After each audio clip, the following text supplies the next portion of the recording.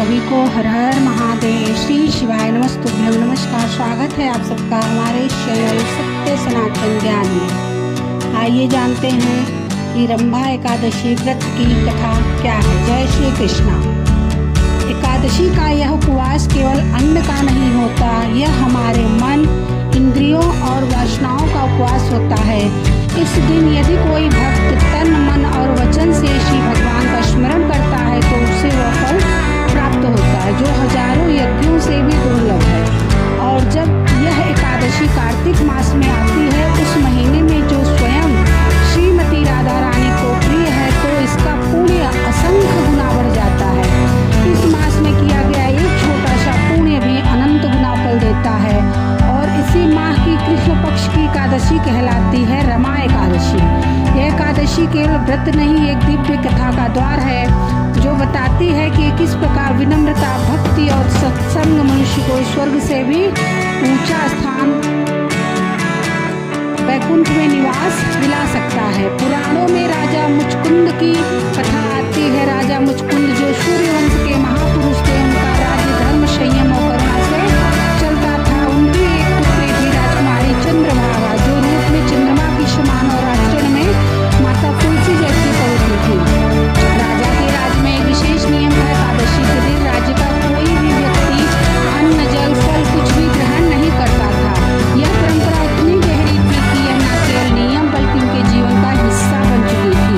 चंद्रभागा का विवाह राजकुमार शोभन से निश्चित हुआ, एक सुंदर, बुद्धिमान परंतु दुर्बल काया वाला युवक। विवाह के कुछ दिन बाद ही रमा एकादशी का शुभ दिन आया। राजकुमार शोभन पहली बार अपनी पत्नी के साथ ससुराल में थे।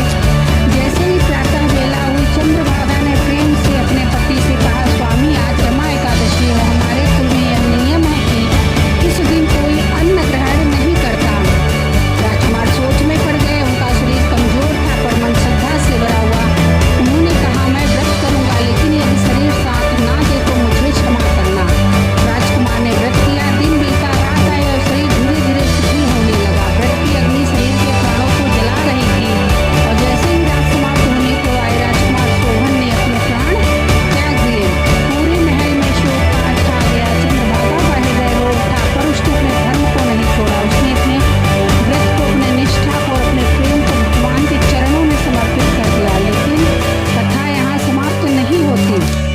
व्रत के पुण्य से और केवल एक रमा एकादशी के संकल्प से शोभन को मंदराचल पर्वत पर एक दिव्य राज प्राप्त हुआ, जिसमें स्वर्ग, स्वर्ण महल, आकाशीय रथ और कई दासियां उनकी सेवा में लगी थी। वह स्थान स्वर्ग से भी अधिक दिव्य था। एक दिन राज ऋषि मंडप मंदराचल की यात्रा पर गए और उन्होंने देखा यहाँ शोभन को। चकित होकर उन्होंने शोभन से पूछा, हे राजकुमार, आपने यह वैभव कैसे प्राप्त किया? शोभन ने कहा, मैंने केवल एक बार रमा एकादशी का व्रत किया था। भले ही शरीर ने मेरा साथ नहीं दिया हो, पर मन से मैंने व्रत पूरा किया। बस उसी पुण्य से मुझे यह राज्य मिला है। मंडप ऋषि लौटे और यह कथा चंद्रभागा को सुनाई। चंद्रभागा की आंखों में आंसू भर आए। उसने कहा, अब मैं भी उसी धाम में जाना चाहती हूँ। उसने अपने पुण्य का संकल्प किया और तपस्या के माध्यम से मंदराचल पर्वत पहुँच गई। वहाँ पति का पुनर्मिलन हुआ और पति पत्नी का पुनर्मिलन हुआ और शोभन का राज स्थायी हो गया। तो यह है रमा एकादशी की महिमा, एक ऐसा दिन जो मृत्यु को पार जाकर जीवन देता है।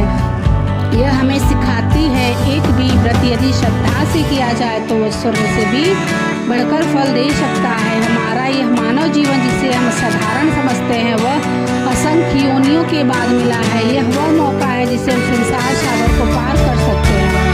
पर यदि जीवन में हम एकादशी निश्चित अवसरों को खो दे तो समझ लीजिए कि हम अपने ही भाग्य को ठुकरा रहे हैं। इसलिए इस रमा एकादशी पर केवल अन्न का नहीं, अपने अहंकार का प्रयास कीजिए, अपने वचनों को मीठा कीजिए, मन को शांत कीजिए, भगवान के नामों का जाप कीजिए।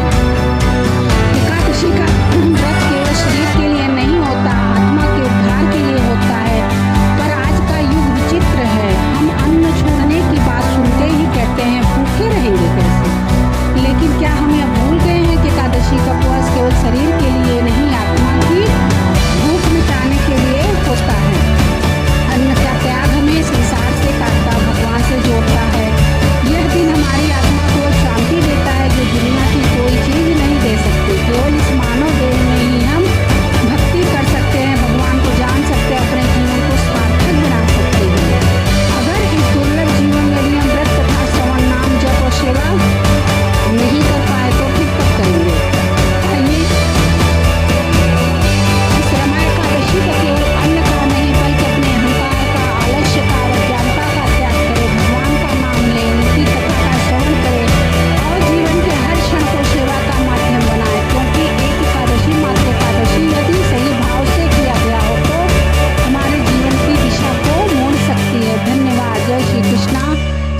हर हर महादेव, श्री शिवाय नमस्तोभ्यम। जय भोलेनाथ।